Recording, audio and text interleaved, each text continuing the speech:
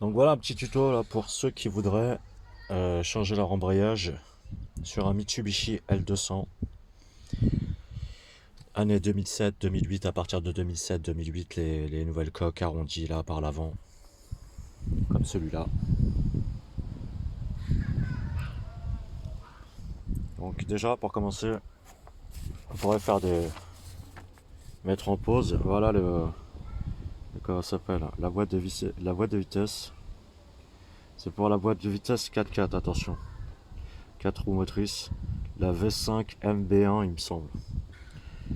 Donc on voit bien les couples de serrage. Vous pourrez faire des arrêts sur image. Voilà. Voilà. Voilà. Sachant que là, vous voyez, on a le démarreur. Donc les deux vis en verre.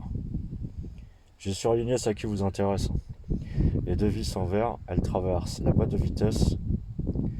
Elle rattrape de l'autre côté, elle rattrape comment ça s'appelle, le démarreur. Inutile de vous prendre la tête à pousser le démarreur. Quand vous déconnecterez la boîte de vitesse, il n'y a pas besoin de toucher au démarreur. Juste dévissez-le, poussez-le un petit peu avec un tournevis, il va se désengager.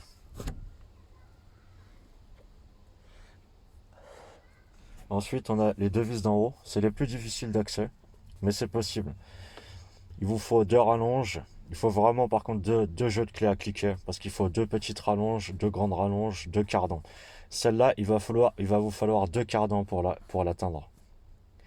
Parce qu'il y a comment ça s'appelle, il y a les déflecteurs de chaleur, et on a moins de place que de ce côté-là. Mais c'est possible, c'est faisable de le faire avec deux cardans. Deux cardans, deux rallonges, c'est du 14. Tout ça c'est du 14, hein, sauf celle-là que c'est des petites, il me semble que c'est du 12. Sinon tout le reste c'est du 14. D'accord? Celle-là c'est la plus difficile. Ce que je vous conseille de faire, c'est comme moi, c'est tout dévisser. Et après être tranquille. Celle-là par contre, dès que vous l'atteignez, de quoi vous prenez la tête avec, dévissez-la en entier. Vous inquiétez pas, ça tombera pas parce que il est toujours pris dans l'axe. Ça, ce sont deux petites vis qui tiennent le flasque. C'est pour ça que le couple de serrage il est très faible. Et ça, c'est la partie hydraulique du, du cylindre esclave de l'embrayage. Ça vient repousser, là on voit là, ici là, à droite de mon pouce, la fourchette d'embrayage. Donc ça, il faut le déconnecter, vous le bougez. Vous allez voir le cylindre du maître esclave, de l'esclave, du cylindre esclave. En fait, il se déconnecte et il tombe. Ça n'a pas d'importance. En fait, il est pas fixe, il est mobile à l'intérieur de la pièce. Donc pas de panique. Vous le retirez, vous ne prenez pas la tête. Vous repoussez son mécanisme et vous déconnectez le truc. L'astuce pour remettre la fourchette après, c'est de prendre une sangle, de tirer avec la sangle, comme ça, dans ce sens-là, longitudinal vers l'arrière. Vous remettez le mécanisme, vous remettez le cylindre, vous le mettez en place et vous relâchez votre sangle. Moi, c'est la seule solution que j'avais trouvée à l'époque, parce qu'en fait, c'est la deuxième fois que je démonte. J'avais eu un problème, je pense que beaucoup ont eu ce problème de butée d'embrayage qui était d'origine, qui était en mauvais état en fait. Qui faisait un cliquetis à 120, 130, et après plus ça augmente, plus vous descendez dans la vitesse avec le temps, c'est-à-dire à 100 km/h, plus vous entraînerez de clic-clic, et ça vient de là en fait. Moi j'avais trouvé une vidéo le mec avait démonté la butée. Il avait démonté la butée et on entend bien ce bruit. C'est pour ça qu'à haute vitesse, vous entendez peut-être ce bruit si vous n'avez jamais changé l'embrayage ni la butée. Moi à l'époque, j'avais changé juste la butée. Je m'en foutais. Et puis finalement, l'embrayage il m'a lâché 40, 50 000 km plus tard. Il n'avait que 70 000 ou il avait 80 000, je crois, mon pick-up à l'époque. Donc c'est pour ça que là, je prends un peu de temps. Ça va aider un peu de monde, je pense. Sachant que je suis tout seul. Et d'ailleurs, ce tuto tout ça, vous le retrouverez si vous faites une recherche de astuces sur Mitsubishi L200. Vous allez voir, j'ai fait un tuto à l'époque écrit qui était plutôt pas trop mal fait. Il n'y avait pas beaucoup de photos, mais c'était plutôt pas trop mal fait. qui existe toujours d'ailleurs à ma connaissance. Donc voilà, ça c'était pour déconnecter la boîte. D'accord? Ensuite, moi je me suis pas fait chier. J'ai juste retiré cette pièce. Ça c'est le cylindre bloc de la boîte de transfert. Il empêche en fait la rotation. Donc j'ai juste déconnecté ça. J'ai pas démonté cette pièce. J'ai juste démonté ça parce que ça empêchera pas la boîte après de ces deux vis là. Et après j'ai retiré la pièce vers le bas. Il suffit de dévisser ce boulon. Non pardon, ce boulon. Et ensuite déconnecter ça. Ça c'est du 14. Clé plate, c'est possible. Je l'ai fait, il n'y a pas de problème. Voilà, clé plate, bonne clé plate. Vous retirez ça comme ça. Après la boîte elle n'a plus qu'à tomber. Vous le remettrez après. Ça, j'ai conservé toute la pièce, le support de boîte. J'ai juste dévissé ces 6 vis là, les 6 boulons là. Ça aussi, alors ça c'est du 17. On le voit en bas, c'est acéré à 83 newtons. Il y en a 3 de ce côté-là, 3 de ce côté-là. J'ai dévissé ces vis, j'ai laissé le bloc en place sur la boîte. Pas besoin de le démonter pareil. Vous pourrez mettre le cric en dessous. Je vais vous montrer un peu. Et vous pourrez descendre la boîte. Après, il y a des fiches à retirer. Il y en a une, bon, j'ai pas réussi à la retirer, elle est au-dessus. Il me semble que elle est dans ce secteur. Sinon, les autres sont déconnectables. Les autres, j'ai fait sauter les agrafes pour pouvoir descendre les fameux 20-30 cm qui permettent de descendre et tirer en arrière. Donc voilà pour ça. Là, je pense que vous avez réussi à faire pas mal de trucs sur le mode. Ensuite, ça, c'est le cardan. Donc forcément, pour déposer la boîte, il faut démonter le cardan arrière. Donc moi, j'ai cette version, le bras droit. D'autres modèles, ils ont ça, celui-là. Moi, c'est celui-là. Ce modèle-là. Là, pareil. Donc pour démonter ça, c'est facile. Vous levez un côté. Juste un côté, vous mettez une chandelle. Mettez toujours une chandelle par contre. Hein.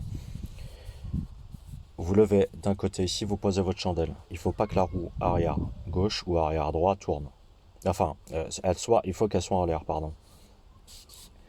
Une fois que vous avez fait ça, vous pourrez dévisser ces 4 écrous. Si jamais vous avez besoin de tourner un quart de tour, il suffit de desserrer le frein à main, tourner un quart de tour ou un demi-tour, vous retirez le frein à main et vous pourrez redesserrer. On voit le couple de serrage des écrous, il est de 103 newtons ici. Avant toute chose, bien sûr, moi ce que je vous conseille, c'est de faire la vidange de la boîte de vitesse et de la boîte de transfert. Vous enquiquinez pas, de toute façon la boîte de transfert obligatoire, et de toute façon ça se manipule tellement que ça risque de couler de ce côté-là. Ça risque de couler de ce côté-là de la boîte. Donc faites la vidange des deux boîtes. Boîte de transfert, boîte de vitesse. Une fois que vous avez fait ça, une fois que vous avez déconnecté, attention de ne pas le retirer tout de suite. Mettez du blanc, du Tipex. Moi j'ai mis du Tipex juste du côté de cet écrou, de ce boulon là, sur cette pièce là, cette partie de la pièce. Et de l'autre côté.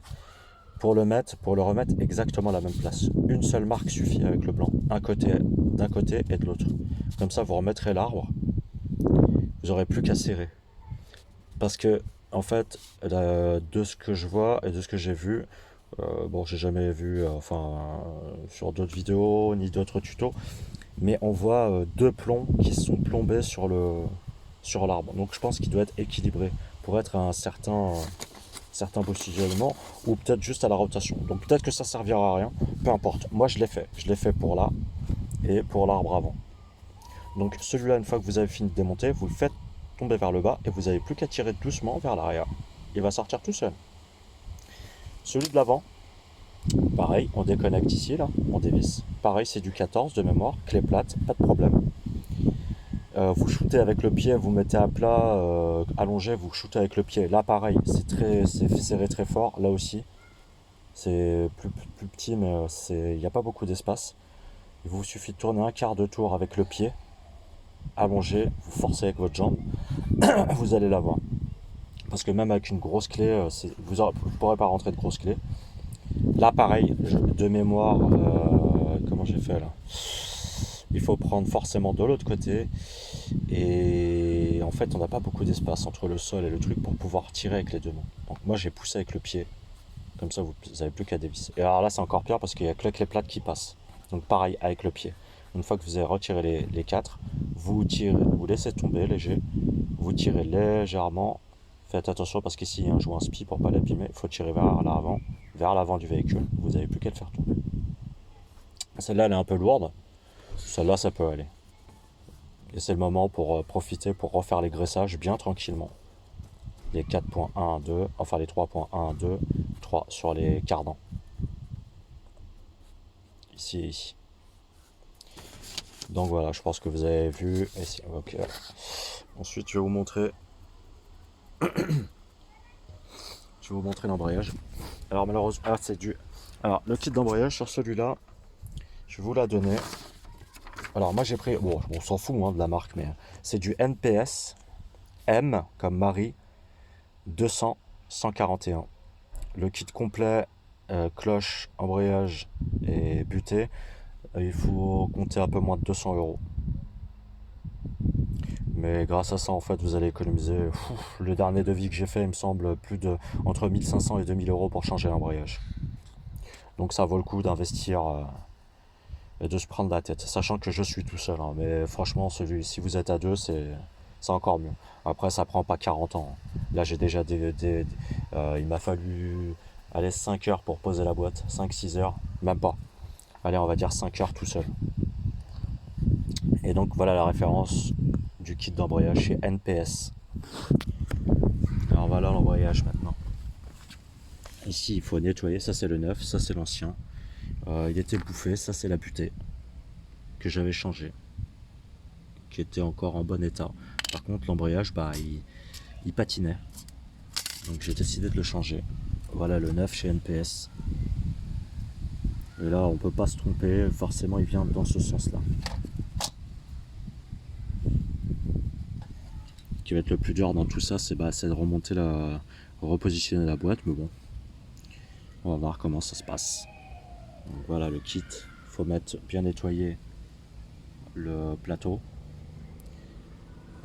à l'alcool. Et dans tout le mécanisme, je vais mettre ça là. De la graisse, de la graisse cuivre. On va mettre là, on va en mettre sur tous les mécanismes. On va nettoyer.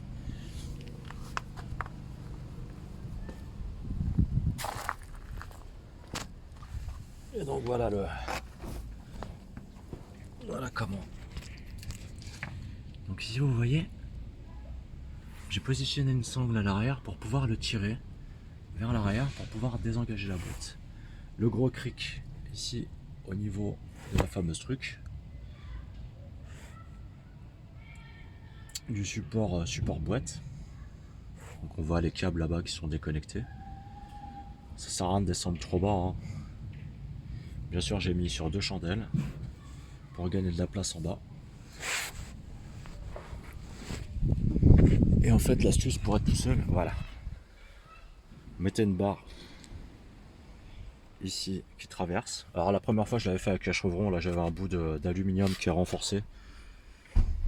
Et en fait on met un palan au plus court, on fait le tour de la boîte avec une cordelette et ça permet de monter et descendre tout seul en fait. Il faut laisser du mou pour pouvoir tirer vers l'arrière. Au moins comme ça vous bossez en sécurité. Ça risque pas de lâcher. Bien sûr faut mettre de la mousse, moi j'ai mis de la mousse, droite et gauche.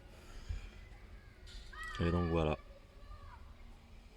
Alors pour tirer la boîte au maximum, il faudra descendre un peu. Une fois qu'elle est tirée un peu, elle n'ira pas plus loin, de quelques centimètres.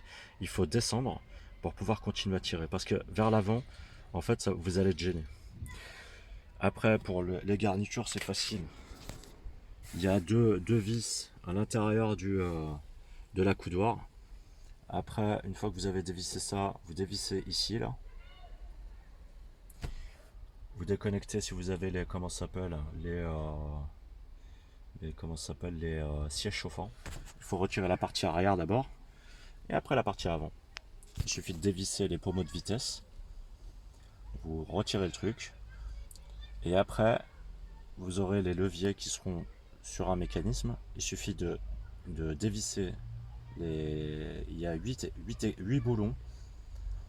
La seule particularité c'est qu'il y en a un. Vous pourrez vous prendre la tête autant que vous voulez. Moi j'ai pas réussi. Alors machin, c'est celui qui est de ce côté là, derrière mon doigt là. Alors moi je me suis pas pris la tête. On le voit là, j'ai percé avec une grosse mèche pour pouvoir faire passer une petite rallonge. J'ai mis la douille il me semble que c'est du 14 de mémoire. Ouais, c'est du 14 il me semble. Ou du 12, je sais plus, peu importe. On fait passer la petite rallonge. Avec le cliquet, on enclenche. On met la douille à l'intérieur du truc de levier. Et on dévisse le tout. Ça permet de retirer les deux leviers. Boîte de transfert et boîte de vitesse. Il y a un joint silicone, en forçant un petit peu, clac, il va lâcher et vous retirez cette pièce, comme ça vous êtes libre ici. Vous n'avez plus les leviers.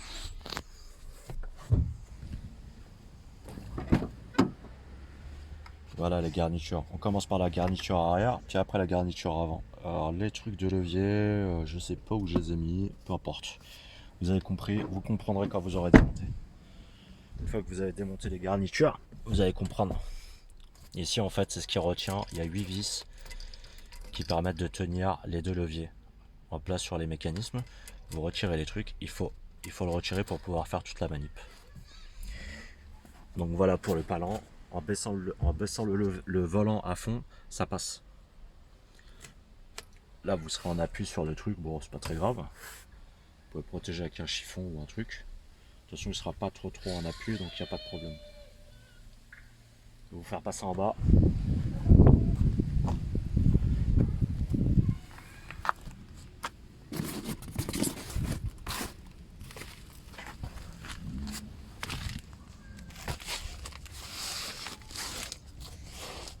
Donc là on voit,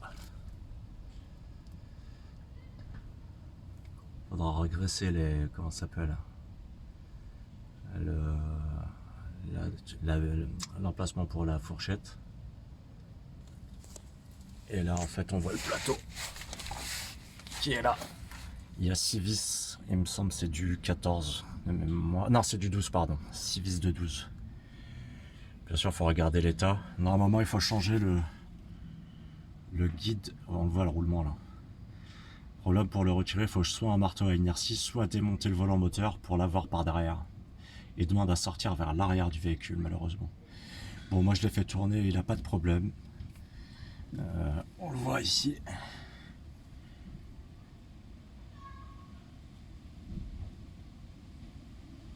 Voilà. Il tourne, par contre faut bien lui mettre de la graisse cuivrée. Mais il fait pas de bruit. Et il est, comment dire, il couine pas, il grince pas. Là on voit les picots qui vont permettre de remettre le truc. Malheureusement j'ai pas d'outil de centrage d'embrayage, donc j'espère que je vais y arriver avec une douille. Et voilà, il suffit de nettoyer, il faudra graisser ici. Ça c'est ce qui va aller au bout. Regraisser ici, et l'emplacement pour la butée. Tout nettoyer et puis graisser à l'intérieur. Après le volant moteur a l'air d'être en bon état. Donc voilà. Si on continue à voir la partie basse, j'ai mis une corde en sécurité de l'autre côté. Il est sur cric et il y a le pal en haut. Après à remettre, j'espère que tout seul j'y arriverai, mais si vous êtes à deux, franchement c'est largement faisable. C'est largement faisable.